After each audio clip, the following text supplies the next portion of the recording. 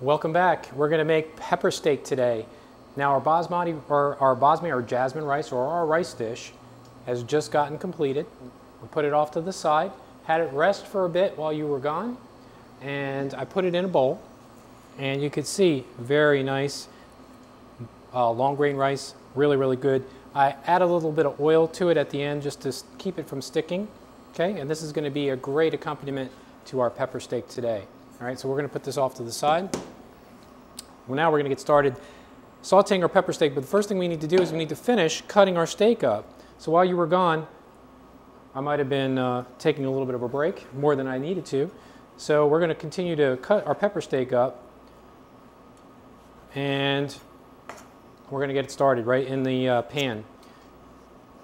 All right, so a couple more cuts and we're ready to go. All right, we're all set. First thing we're going to need is we're going to need a little oil in our pan.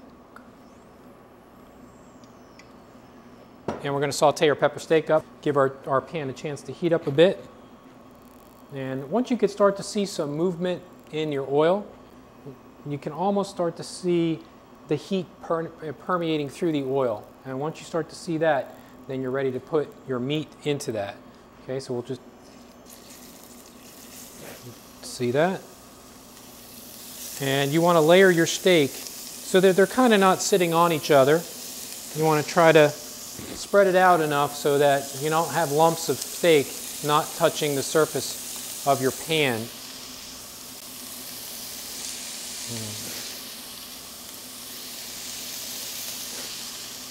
So the one really great thing about caramelizing meats is that when you put it in the pan, you don't want to move it.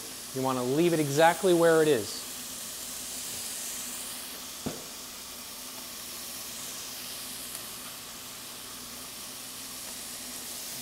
Just for a period of time until you start to get that nice caramelization. And then what we're going to do is we're going to take that meat and we're going to transfer it to a dish. And then we're going to start to saute our peppers and our onions. And we're going to get all that together, make our sauce, and then we're going to add our steak back into the pan, have it cook a little bit longer, get our plate ready with our rice, and then it's time to eat. Okay. So we're starting to get some caramelization on our steak. So we'll move that around. We're also getting some nice caramelization at the bottom of our pan. And for those of you who watch the show regularly, you'll know that that caramelization at the bottom of the pan is called fond, F-O-N-D, short for foundation. And that's caramelization.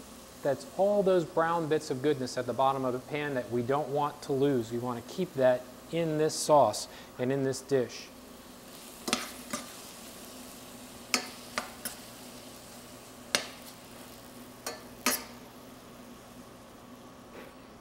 So once again, high heat, evaporate some of this moisture, right?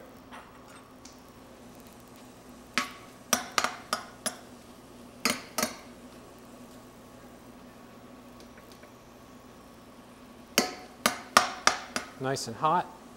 What we're going to do is we're going to have this partially cooked. Okay, this is going to be partially cooked. We're going to take this up.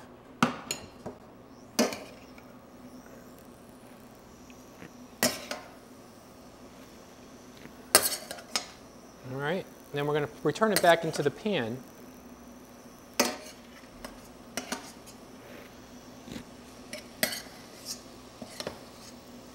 All of it out. Add some butter. Melt our butter up.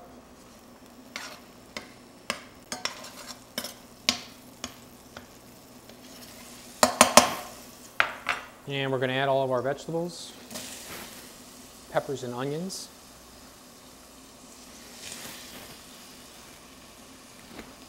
Okay. And take a little pepper. A little pepper on the steak, some salt,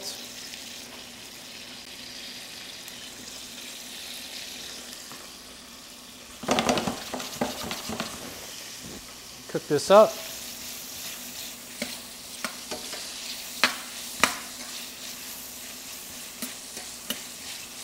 Continue to cook this down. You want to wilt these down a little bit. You want them to have a little bit of an al dente-ness to them. Al dente to the tooth, a little bit crispy, but not too crispy. Okay?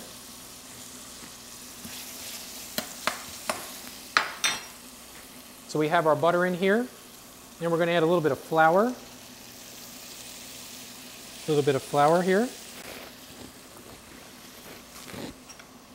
We're going to add our tomato paste.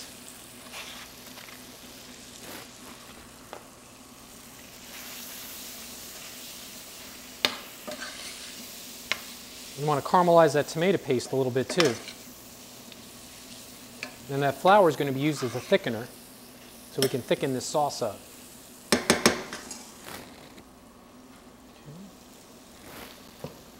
White wine, a splash of white wine or dry sherry.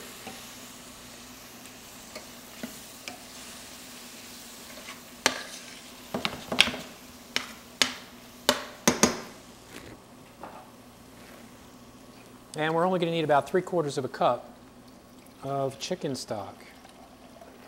Or I'm sorry, beef stock. If you want to use chicken stock, if you're making the chicken version, you could. And we're going to mix that in.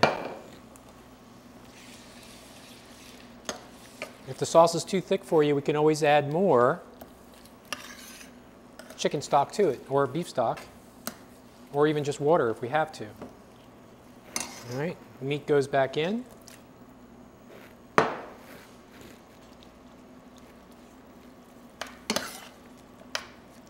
And we're just going to bring that to a boil. Now, starch doesn't thicken up to its full capability unless it comes to a boil. And that goes with anything, cornstarch, arrowroot, doesn't matter what it is.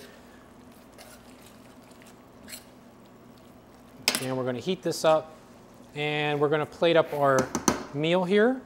So we have some nice jasmine rice, or any rice that you want, or any starch. If you wanted to serve noodles with this, you possibly could.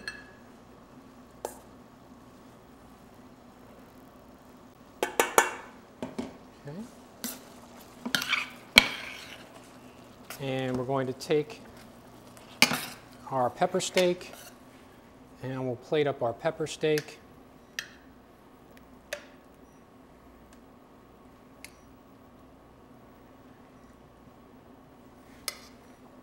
And there you have it. We have a wonderful pepper steak here with jasmine rice. Hope you enjoy it. We'll see you again soon.